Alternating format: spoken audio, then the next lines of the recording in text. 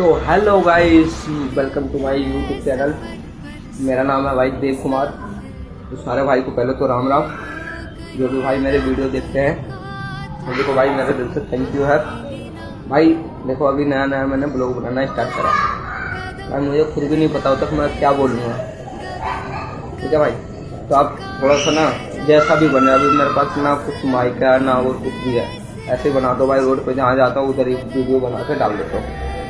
तो भाई जो भी हो ना भाई, गलती अगर मेरी वीडियो में तो इसको बताना भाई। गलती को बताओगे ना तभी मैं कुछ बोल पाऊँगा भाई, है ना भाई।